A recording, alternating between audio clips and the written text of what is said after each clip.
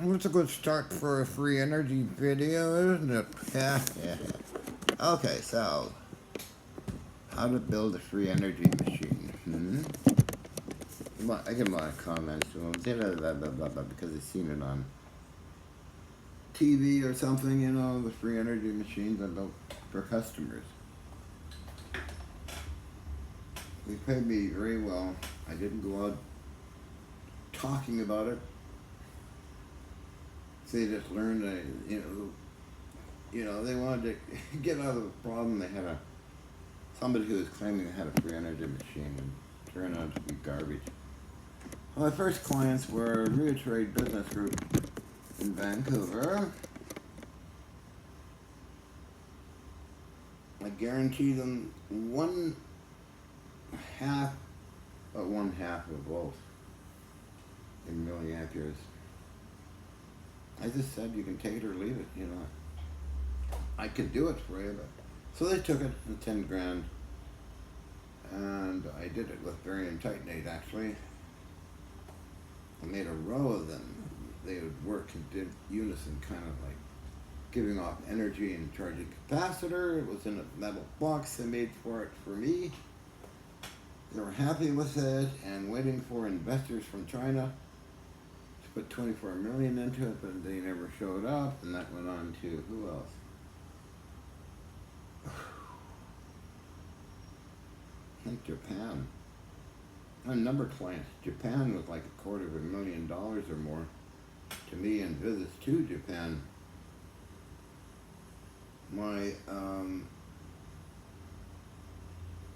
That was my sponsor was Mr. Yamabe, $250,000 in my bank account, TD Canada Trust. I built it. I kept my promise. Invited to Japan by Dr. Brian O'Leary. And it was tested by Kyoto Institute of Technology and others who took measurements of it and x-rayed it, and I have the old x-rays somewhere. Because the one in the free energy world, you got all kinds of fake fraud, fraud. I got a free energy machine. I don't have nothing really. How do you build it? Well, I started with barium titanate, as I mentioned before, with exciter crystals that I learned from one of the warships as well in the sonar room, and fidgeting around with capacitors, self-reactive capacitors, and power charging capacitors. I made something that I thought was okay to take to Japan. I had to get permission from the aircraft company because transporting self-reactive materials is going to be a special container and all kinds of different things. So that was no problem. I got that done. Going through customs, they thought it was interesting and said, well, you can see it on TV or something. So anyway, I gave demonstrations in Japan, which Matthew has the videos. 2 cameras on it. After that, it was take it apart. I took it apart, showing no hidden batteries and all that stuff like people like doing, That was interesting. Then my secondary investor was Richard Brewer from Tar Sands, Canada. He was an engineer. That's where he built the big one. And we took it to Vancouver Canadian Research and Development government place and showed it off, and they tested it and hung around for a while and investigated it, and then they simply said, we don't know what to do with it. I mean, take it to the military, they might know what to do with it, and that pissed off Richard Brewer. I mean, I could document all this stuff. It is documented. Next group, Thomas Messer in Germany. And I built a couple with him, a very high-powered one and a portable one. I took all the different crystalline structures and put them together, along with Galena. I remember that. We got 24 volts, 28 volts, and a quarter amp. That one lasted for quite a while. I took it to different conventions and stuff. You know, I just sort of brag about it like I did. Showed it on TV, and it was X-rayed and all that as well. And my other partner at the time was Grant Romand, who was showing these things off to William Shatner and other actors. I have all the letters and stuff. But if you're wanting to make a free energy machine, I suggest you study the work of Dr. Marcus Reed in Germany, who successfully reproduced barium titanate cylinders and has gone ahead quite a bit with his devices. And yeah, so I just had a recent email from him, Dr. Marcus Reed, who's got quite successful with his stuff. Study up on Dr. Dr. Marcus Reed, a 0 point energy collector. As I mentioned in another few videos, how many cosmic rays per cubic meter of space right here? And other particles. Plus other influences like VOF and electroactivity, okay? So don't be an idiot and try and fool somebody. That's happened a lot. I see it. Oh, I can't remember all the names. There was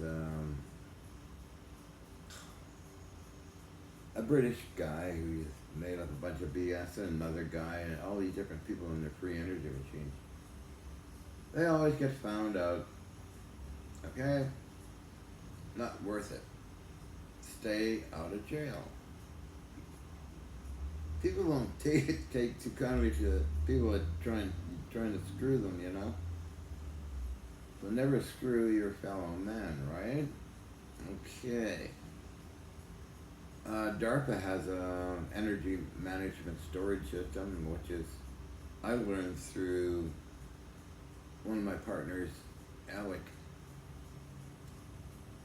It's an energy harvesting device. It's built in a kind of unique it's a battery placer, basically. The whole capacitor system is built in a circle like that, like a cylinder. It has micro wires around that and an iron bar that is pulsed through microcircuit technology. I think it's niobium, active niobium metal, along with some other metals that produces an effect, kind of like the Westinghouse process I mentioned before, but a little different. And that activates energy in that iron bar that activates the wires and stores it in the capacitor.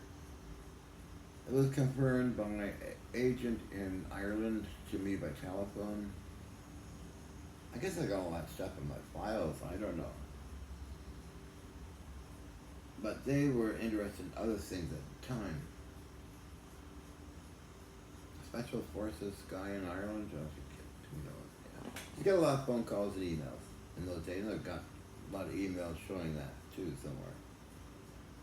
In paper format. Because the interesting email is you go to the coffee shop and I just send them the email and they print it out. And Corinne Tyson helped quite a bit with all that stuff. But anyway, because I see many videos of people saying, oh, this and that, you know, oh, free energy, so,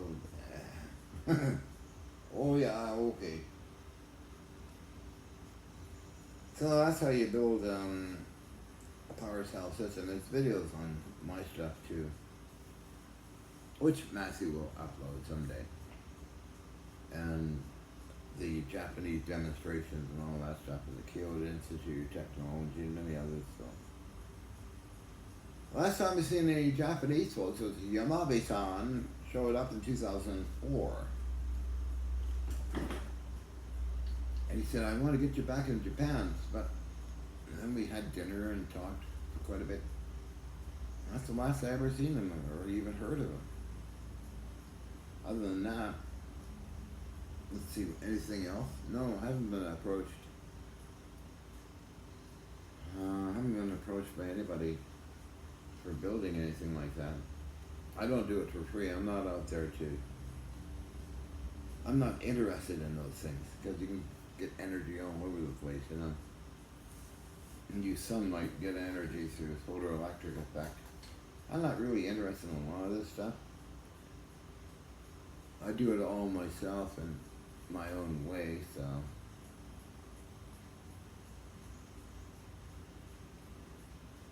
Because it's an interesting old technology that Tesla and others used to do. Like I mentioned, cosmic rays, so Tesla was picking up cosmic rays on a special chart recorder he made using lamp black on glass, and a little needle that buzzes around.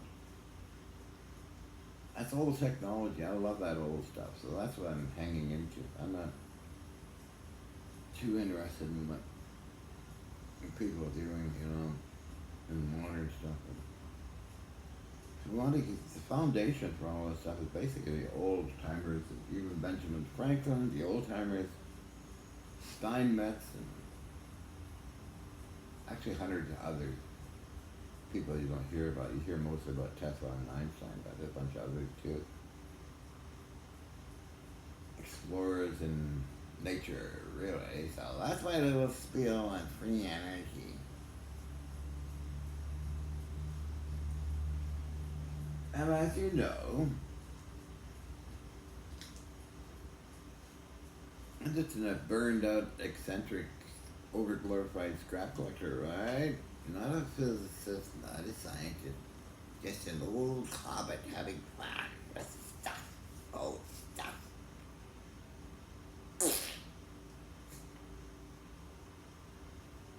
Yeah, so because I'll wander off course, we're going to capacitor testing and building all the high voltage stuff.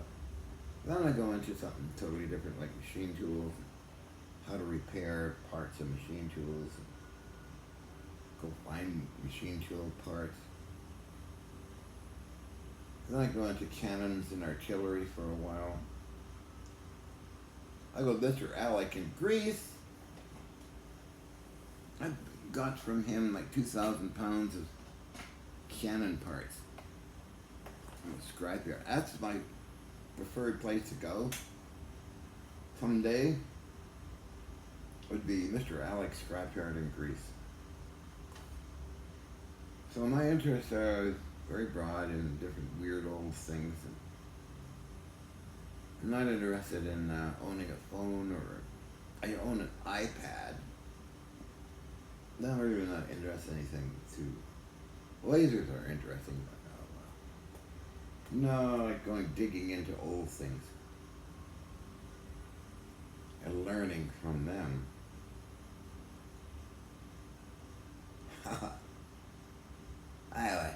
I should shut up and do something else today, right? Right.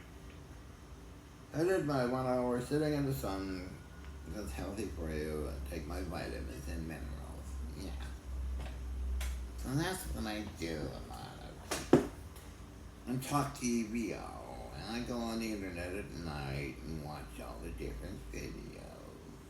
Some are interesting, some of them are stupid, some are pure BS, some are good.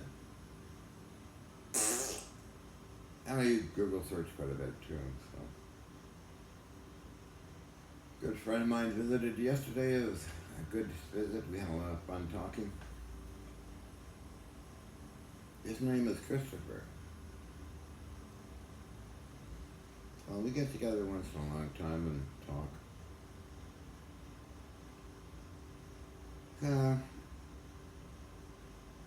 I think Matthew's having an upcoming show on a very brilliant film producer, Paul Stabakowski, who put together a 30-part TV miniseries. He used myself, what's the guy's name, and a few other folks to start off the whole thing. It was 2007. Somewhere out there it's called Ralph Ring was interviewed, another gentleman, and that was shown somewhere. And anyway, I'm going on and on and on. So I might be on that show with Steve Paul, who filmed the H effect in the apartment. And I always had in the apartment, I had a continuous effect within maybe a minute or 2 minutes or an hour at most. It'd keep going on and on. People filmed it. Well, that's the only reputable stuff I ever done. Because people wanted to see it. I set it up. I know some weird stuff with RF and high voltage. Wow. Okay. Nothing too dramatic with metal samples, but there were a few, which were videotaped. For me, it was okay. I mean, I had other things to do on warships, and which I enjoyed actually more. Working with the Artificial Reef Society. But anyway, I'm going on and on and on. Just shut up. Old happy face, huh? Yeah. The old girls club. Oh, I get nasty comments once in a while. Oh, the government got me. He's acting crazy. He's wearing different hairstyles. He's wearing women's clothing. Oh dear, the government, the CIA messed up his mind. Yeah, there's total idiots out there, but anyway. Gotta go. Time to go. There's too many stupid people in the world, you know? And too many nasty people in the world as well. Jesus Christ. In a modern age, I wonder how the poor young generation dealing with all that crap. Anyway, gotta go.